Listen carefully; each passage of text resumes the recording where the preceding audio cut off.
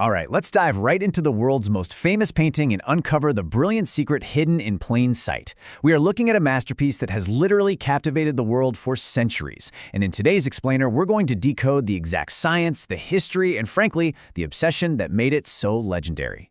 So, the core focus of our explainer today is an interactive mystery that has baffled viewers for hundreds of years. Why does Mona Lisa's smile change depending on how you look at her? I mean, it's an effect that feels almost like magic, but as you'll see, it's rooted entirely in some pretty groundbreaking science. Seriously, try this with me right now. If you look right at her lips, the central line of her mouth is actually quite flat. She appears, well, relatively serious. But the exact moment you shift your focus upwards to her eyes, or even out to the background, she magically starts smiling. And the crazy part? The more you try to catch the smile by looking directly back at it, the more it just disappears. $1 billion. That is what this single, relatively small piece of wood is valued at today. And this mind-bending optical illusion is a massive reason why. You see, Leonardo da Vinci didn't just paint a portrait back in 1503. He engineered a visual trick. He essentially hacked human perception, creating an enduring enigma that continues to drive the painting's astronomical value and fame. Part 1. Dissecting faces. And yeah, horses too. To understand how Da Vinci actually pulled this off, we have to look at his obsessive scientific research. He acted a lot more like a mad scientist than a typical painter. To perfect that one single mysterious smile, he spent his nights sneaking into a Florence hospital to dissect human corpses. He carefully removed the skin of dead bodies just so he could study the microscopic facial muscles and nerves. He was mapping exactly how they work together to create a human smile, noting that the muscles moving our lips are incredibly numerous and tiny. He was absolutely dedicated to perfecting this. I mean, he didn't even stop at humans. He literally dissected horses to compare their facial muscles to ours. This quote directly from his own notes highlights a level of eccentric genius and, honestly, borderline obsession that is simply unmatched in art history. He wanted to understand the absolute mechanics of a smile across different species. Moving on to Part 2, the science of sight and mastering sfumato. So, understanding the muscles was only step 1. Step 2 was manipulating how our eyes actually process light and shadow. To do this, he pioneered a technique called sfumato. Basically, this means he used zero clear boundaries or harsh outlines. Instead, he seamlessly blended colors and shadows together. If you look closely, Mona Lisa's hair blends directly into the Arno Valley landscape right behind her. It's this incredibly soft blurring that sets the perfect stage for his illusion. And this perfectly illustrates the science behind that famous smile. Da Vinci intensely researched optics and realized how light rays spread out over the retina. Your fovea, which is the center of your retina, focuses on fine, sharp details.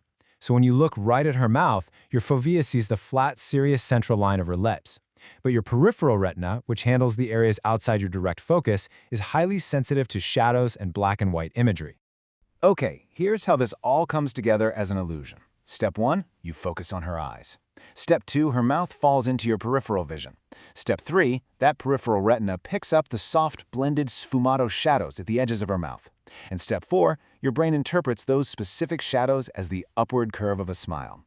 Da Vinci specifically engineered this so that the exact moment you look away from her mouth, your peripheral vision is tricked into seeing a smile that structurally isn't even painted there. It is brilliant. Actually, quick funny side note to all this brilliant science. If you look at the painting today, it's got a very dull, yellowish, almost brownish tint to it. That's just due to an aging protective varnish applied years ago to protect the wood from moisture. The colors have faded and yellowed so much over time that a professor once formally diagnosed the subject with high cholesterol, based purely on her yellowish complexion. Originally, of course, the painting would have been much brighter and a lot more colorful. Part 3. The second Mona Lisa. Wait, 2 masterpieces?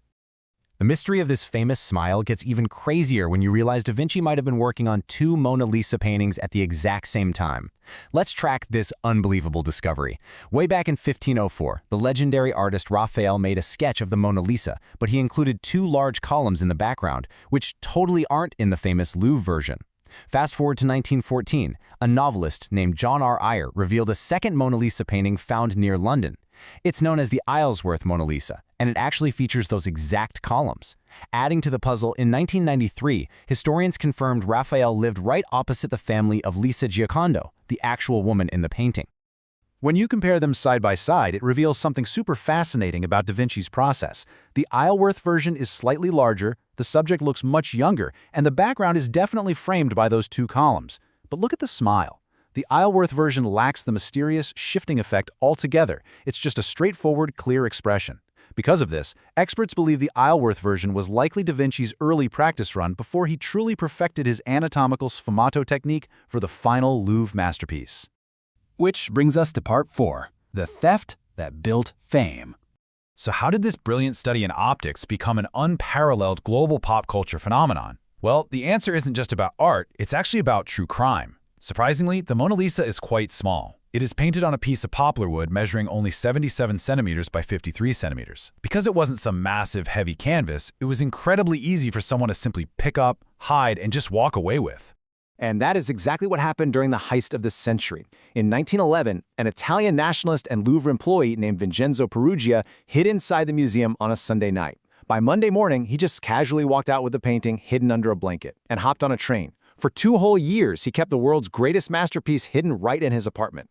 When it was stolen, it became worldwide front-page news. Before this heist, the Mona Lisa was known to art lovers for sure, but it was the theft that catapulted it to household fame. He was finally caught in late 1913 trying to sell it to an art dealer in Florence.